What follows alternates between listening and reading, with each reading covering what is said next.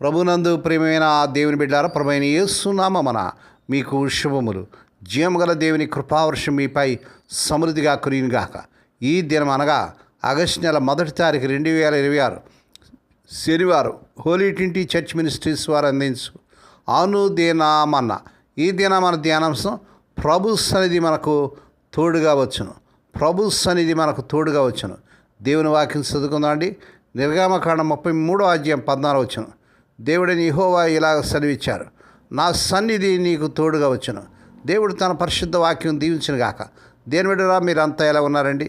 దేవుని మహాకృపను బట్టి గతించిన నెలలని కూడా ప్రియప్రభు తన కృపలో మనం భద్రపరిచి కాచి కాపాడి తిరిగి ఈ ఆగస్టు నెలలో ప్రవేశించి గొప్ప భాగ్యాన్ని ప్రియప్రభు మనకు ఇచ్చినందుకై ప్రభువును మనం ఎంతగానో స్తుతించి కొనియాడి ప్రభువును కొనియాడవలసిన వారు అంటున్నాం. దేని బిడ్డరా, మనకంటే మంచివారు గొప్పవారు నీతిమంతులు ఈ లోకాన్ని విడిచి వెళ్ళిపోయారు. ప్రభు మనల్ని ఇంకా సజీవ లెక్కలు ఉంచాయంటే కేవలం దేవుని కృప. దేని బిడ్డరా, ఈ యొక్క నూతన నెలలో దేవుడు మనకిచ్చే గొప్ప వాగ్దానం, ఆయన సన్నిధి మనకి తోడుగా వస్తుందంట. ఈ యొక్క నిర్గమకాండం 33వ అధ్యాయం 14వ వచనం, ఆయన నా సన్నిధి నీతో వచ్చును, నేను నీకు విశ్రాంతి కలుగు చేతున్నాను. దేవుని స్తోత్రం కలుగును గాక. ఇశ్రాయేలు బంగారు దూడం చేసి పాపం చేశారు. నిర్గమకాండం 32వ అధ్యాయం. దేవుడు కోపంగా ఉండి నేను మీ మధ్యకు రాను అన్నాడు. 33వ అధ్యాయం 3వ వచనం నిర్గమకాండం. మోషే దేవునితో మాట్లాడి బతిమారుకున్నాడు, నీ సన్నిధి మాతో రాకపోతే మాము ఇక్కడి నుండి పంపవద్దు ప్రభు అని ఇక నిర్గమకాండం 33వ అధ్యాయం 15వ వచనంలో ప్రభువును అడిగాడు. అప్పుడు దేవుడు ఇచ్చిన జవాబే ఈ వచనం. ఈ యొక్క నిర్గమకాండం 33వ అధ్యాయం 14వ వచనం.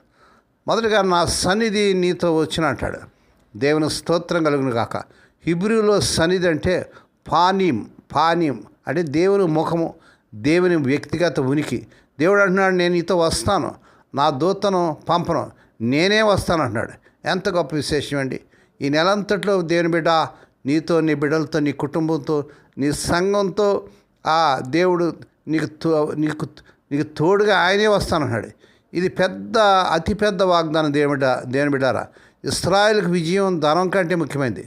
దేవుడు తమతో ఉండడం ఎంత గొప్ప విశేషం అండి. కీర్తన 66 కీర్తన 11 వచ్చలో, నీ సన్నిధిలో సంపూర్ణ సంతోషం కలదంటాడు, ఆనందం కలదంటాడు. దేవుని స్తోత్రం కలుగును గాక. క్రీస్తు ప్రభు మనతో ఉండడం గాలి తుఫాను లేకుండా చేయదు. ఆయన మనతో ఉన్నా కూడా గాలి తుఫాన్లు ఉంటాయి, కానీ వాటి మధ్యలో ప్రియప్రభు మనతో ఉంటాడు. ప్రశాంత సమయంలో కంటే ప్రమాద వేళల్లోనే ఆయన మనకు సమీపంగా ఉంటాడు. సంతోష సమయంలో కంటే శ్రమ సమయంలోనే ఆయన చేతుల్లో మనం సురక్షితంగా ఉంటాం. మనం బలమైన బండపైనే నమ్మకం ఉంచుతాం తప్ప కురుంగిపోతున్న నేలపై కాదు. అన్ని పరిస్థితులను మనం స్థిరంగా నిలపగలిగే బలమైన బండ మన క్రీస్తు ప్రభువే. మనం మన యజమానుడిలాగా ఉండాలి. ఆయనను పరలోక సింహాసనానికి హెచ్చించింది ఆయన సమర్పణ జీవితం. ఆయన సిలువ త్యాగాలే సమర్పణ జీవితాలు. సిలువను ఎత్తుకున్న జీవితాలు మాత్రమే క్రీస్తు ప్రభుకి విలువైన జీవితాలు. తీవ్రమైన శ్రమ సమయంలో కూడా ఆయన ఆవేదనతో కూడిన మానవ ఆక్రందనల్ని వినకుండా ప్రక్కకు పోలేదు. సహాయం కోసం తన వద్దకు వచ్చిన ఏ ఒక్కరిని ఆయన త్రోసివేయలేదు. దేవుని స్తోత్రం కలుగును గాక. రెండవదిగా నేను మీకు విశ్రాంతి కలుగు చేస్తున్నట్టు. ఈ విశ్రాంతి అంటే కేవలం నిద్ర కాదు. హిబ్రూ పదము నూ అచ్ అంటే ప్రశాంతత, భద్రత, గమ్యం చేరినట్టు, యుద్ధం ఆగినట్టు. ఎడార్లు, శత్రువులు, సమస్యలు, అలసట కన్నా దేవుడు అక్కడ ఉంటే అక్కడ విశ్రాంతి ఉంటుంది. మత్తయి సువార్త 11వ అధ్యాయం 20 ప్రభువారు ఈ రీతిగా సెలవిచ్చాడు, ప్రయాసపడి అలసిపోయినటువంటి బిడ్డలారా నా యొద్దకు రండి, నేను మీకు విశ్రాంతి కలుగు చేస్తాను అంటాడు. హల్లెలూయా. ఈ నిర్గమకాండం 33వ అధ్యాయం 14వ వచనం దేవుని సన్నిధి ఆశీర్వాదాలు. మోషే వాగ్దానం దేశం కంటే దేవుని సన్నిధిని కోరుకున్నాడు. దేవుడు లేని ఆ యొక్క విషయాలు ఆశీర్వాదం, దేవుడు లేకుండా ఆశీర్వాదం లేదండి. దేవుడు మరి ఆ యొక్క వాగ్దాన దేశం కంటే ఆ దేవుని సన్నిధినే మరి మోషే గారు కోరుకున్నాడు. దేవుడు వ్యక్తిగతంగా వస్తాడు. నా సన్నిధి ఆయన ప్రతినిధి కాదు, తానే వస్తానంటున్నాడు. నీతో రోజు నడవాలని ప్రియప్రభు ఇష్టపడుతున్నాడు. దేవుని బిడ్డ, ఆయన్ని నువ్వు ఆయన నీతో నడవడానికి, ఆయన సన్నిధి నీతో రావడానికి ఇష్టపడుతున్నావా? దేవుని సన్నిధిలో విశ్రాంతి ఉందండి. లోకం అలజడి ఉన్నా ఆయనతో ఉంటే హృదయంలో సమాధానం ఉంటుంది, భయం ఆందోళన పోతుంది. నాలుగోది విశ్రాంతి అనేది స్థలం కాదండి, ఒక వ్యక్తి. కనాను దేశం విశ్రాంతి కాదు, దేవుడే విశ్రాంతి. ఆయన ఉంటే ఎడారి కూడా విశ్రాంతి స్థలంగా అయిపోతుంది. హల్లెలూయా. అవసరతలో ఉన్న నిర్భాగ్యులకు సహాయం చేయాలన్న ఆయన లోతైన ఆశను వాళ్ళంతా కాపాడుకునేందుకు తమ ముందుకొచ్చిన లైఫ్ బోట్ అందాన్ని చూసి ఆశ్చర్యపడుతూ నడి సముద్రంలో మునిగిపోయిన బుద్ధిహీనులు లాంటి వాళ్ళు, ఫలితంగా బలమైన అలలు వాళ్ళని కడలి లోతులకు ముంచేస్తాయి. కల్లోలపు కెరటాలు తమని ముంచేస్తాయని, అవి శాశ్వతంగా తమను ప్రభువు దూరంగా చేస్తాయని శిష్యులు అనుకున్నారు. కానీ అవి వాళ్ళని ప్రభువుకు మరింతగా దగ్గర చేశాయి. సముద్రపై తుఫాను భీకరంగా చెలరేగుతున్న సమయంలోనూ సముద్రపు అలలు తమ నావని ఊగిసలాడిస్తున్న వేళల్లోనూ తమ జీవితానికి అంతమని ఆ బెస్తావుడు అనుకున్నారు. కానీ వాళ్ళ ఆలోచనలకు భిన్నంగా ప్రభు వాళ్ళని సురక్షితంగా గమ్యం చేర్చాడు. దేవుని స్తోత్రం కలుగును గాక. మన ప్రయత్నాలన్నీ విఫలమైన, మన కేకలిస్తున్న సమయం ఎన్నిసార్లు మన ప్రభు జోక్యం చేసుకుని మనకు సహాయం చేయలేదండి. దేవుని బిడ్డ, నీ ముందుకు దూసుకొస్తున్న పెనుగాలను చూసి భయపడకు. నీ చుట్టూ అలజడు రేపుతున్న కడలి కెరటాలను చూసి వణికిపోకు. అవన్నీ నీ పరలోక తండ్రి ఆధీనంలో ఉన్నాయని తెలుసుకో. దేవుని బిడ్డ, దేవునికి స్తోత్రం కలుగును గాక. ప్రభు నీ సన్నిధి లేకుండా నన్ను పంపకంటాడు. మోషే గారిలాగా ప్రార్థించి దేవుని బిడ్డ, ఉద్యోగం, చదువు, పెళ్ళి, సేవ, దేవుడు నీతో రాకపోతే ఏమి వద్దు. కీర్తన 27 కీర్తన 4 చదవండి. దేవుని బిడ్డ, అలసిపోయేవా? శరీరం కాదు, హృదయం అలసిపోయిందా?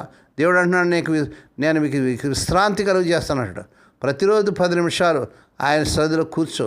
ఫోన్ పక్కన పెట్టు, మొబైల్ పక్కన పెట్టు. దేవుని బిడ్డ, వాక్యం, ప్రార్థన, అదే నిజమైన విశ్రాంతి. దేవుని సన్నిధిలో కొంతసేపు ధ్యానించి దేవుని బిడ్డ. మూడోదిగా, ఒంటరిగా ఫీల్ అవుతున్నావా? నేను నీతో వస్తానని ప్రభువు వాగ్దానం చేస్తున్నాడు. ఈ మాట పట్టుకో దేవుని బిడ్డ. నీ బిడ్డలు నీకు దూరంగా ఉన్నారా? నీ భార్య లేదా? నీ బిడ్డలు లేరా? నీ యొక్క భర్త లేడా? ఒంటరిగా ఉన్నావు దేవుని బిడ్డ. అయితే ప్రభుని నేను ఆయన ఆహ్వానించు. ఆఫీసులో, ఇంట్లో, ఆసుపత్రిలో, ఎడారి లాంటి పరిస్థితుల్లో కూడా ఆయన నీతో ఉంటారని వాగ్దానం చేస్తున్నాడు. యెహోషువ గ్రంథం 1వ అధ్యాయం 9వ వచనం. నాలుగోది విశ్రాంతి, నమ్మకం. విశ్రాంతి అంటే సమస్యలు లేకపోవడం కాదు, సమస్యల మీద దేవుడు ఉన్నాడు అని నమ్మడం. అప్పుడు హృదయం ప్రశాంతంగా ఉంటుంది. యోహాను సువార్త 14:27 వచ్చిన చదవండి. దేవుని అతిపెద్ద వాగ్దానం ఇదే అండి, నేను నీతో ఉంటాను, నాతో ఉంటే నీకు నిజమైన విశ్రాంతి దొరుకుతుందని ప్రభు చెప్తున్నాడు. ఈ నిర్గమకాండం 33:14 వచ్చును. ఈ వాగ్దానం పట్టుకో దేవుని బిడ్డ. నా సన్నిధి నీతో వచ్చును, నేను నీకు విశ్రాంతి కలుగు చేస్తాను అంటాడు. ఈరోజు నీ జీవితంలో ఏ ప్రాంతానికి దేవుని సన్నిధి అత్యవసరం? ఆయన సన్నిధిలో 5 నిమిషాలు కూర్చో దేవుని బిడ్డ. ప్రభు సన్నిధిలోని విశ్రాంతి తీసుకో దేవుని బిడ్డ. ఈ నెలంతటా దేవుడు నీ ప్రతి అవసరం తీర్చబోతున్నాడు. ఆయన సన్నిధి ఈ నెల ప్రారంభం నుంచి చివరి వరకు వచ్చి నీ ప్రతి అవసరం తీర్చి అన్ని విషయాలని కాపాడి నేను సంరక్షిస్తాడు. ఆ రీతిగా చేటుకు పరిశుద్ధాత్మ దేవుడే నీకు సహాయం చేయనుగాక. దేవుడి మాటలు దీవించుగాక. ప్రార్థన చేసుకున్నాడు. పరిశుద్ధుడైన తండ్రి, నీ పరిశుద్ధరామ స్తోత్రాలు, వందనాలు చించుకున్నాను ఆయన. గతించిన నెలలన్నీ కూడా నీ కృపను భద్రపరిచి మళ్ళీ ఈ ఆగస్టు నెలలో, ఈ నూతన నెలలో మమ్మల్ని ప్రవేశపెట్టేందుకు స్తోత్రాలు. ఈ నెలంతట్లో నీ బిడ్డల చుట్టూ మీరు రక్తకం చేయండి. నీ సన్నిధి నాయన నీ బిడ్డల చుట్టూ ఉంచండి నాయన. ప్రతివేదన శోధన నుంచి, కీడు నుంచి, వేదలను తప్పించి నాయన విశ్రాంతి, నెమ్మది బిడ్డలకు దయచేయండి. ఈ దినం పుట్టినదినాలు, వాహదినాలు, ఆయా శుభదినాలు జరుపుకుని బిడ్డలు కూడా బహుగా దీవించి మరొక సంవత్సరం అనే దాయక్రీటాన్ని బిడ్డలు ధరింపచేసి వారి పట్ల నూతన కార్యం జరిగించుకోండి. రోగులైన బిడ్డపైన ప్రత్యేక రూపు చూపించినాను. ఎవరైతే సీరియస్ కండిషన్లో హాస్పిటల్లో ఇంటెన్సివ్ కేర్లు ఉంటున్నారో ఇప్పుడే కనికరించండి. స్వస్థత, ఆరోగ్యం, విడుదల యేసునామమున ప్రకటిస్తున్నాను తండ్రి. ఏ కుటుంబంలో అయితే తమ ప్రియులు నిద్రించి మాడించి దుఃఖంలో వేదన్నారో అటు వారికి కావాల్సిన ఆదరణ దయచేయండి. స్వదేశ విదేశాల్లో ఉద్యోగాలకు తెప్పబడుతున్న యవన బిడ్డలకు వారు అర్హత మించిన ఉద్యోగాలు ఈ నెలలో వచ్చునుగాక. వివాహం కాని యవన బిడ్డలకు ఈ నెలలో నాయన చక్కని సంబంధాలు కుదిరి వివాహాలు ఘనంగా జరుగునుగాక. హోలీ ట్వంటీ చర్చ్ మినిస్ట్రీస్ ద్వారా మారుమూల గ్రామంలో మురికివాడలు పరిచయం చేసిన దాస్తులను విధవరాన్ని దిక్కులేని బిడ్డలను, తండ్రి లేని బిడ్డలను జ్ఞాపకం చేసుకొని వారి ప్రతి అవసరం తీర్చమని ఈ దినమంతటినీ నీ కృపాస్తులకు అప్పగించుకుంటూ, ఈ నెలంతటి నీ కృపాస్తులకు అప్పగించుకుంటూ నీ సన్నిధి మాతో ఉంచమని సహాయం చేయమని స్తోత్రాలు చెల్లించి యేసయ్య పరిశుద్ధ నామమున స్తుతించి గానపరిచి వేడుకొని ప్రార్థిస్తున్నాం తండ్రి. ఆమేన్. మన ప్రభువైన యేసుక్రీస్తు వారి కృప, తండ్రి అయిన దేవుని ప్రేమ, పరిశుద్ధాత్మ దేవుని అన్యోన్య సహవాసం సదాకాలం మీకు తోడేండి నడిపించి బలపరచునుగాక. ఆమేన్. ఆమేన్.